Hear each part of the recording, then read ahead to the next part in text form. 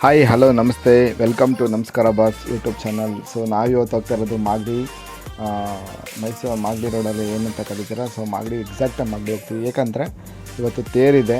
So ಮಾಗಡಿಯಲ್ಲಿ so ಇದೇನು ವಿಶೇಷ ಅಂದರೆ, ಈ ತೇರು ಎಳಿಬೇಕಾದ್ರೆ ಸೊ ಗರುಡ ಪ್ರದಕ್ಷಿಣೆ ಹಾಕಿದ್ಮೇಲೆ ಎಳಿತಾರೆ ಅನ್ನೋ ನಂಬಿಕೆ ಇದೆ.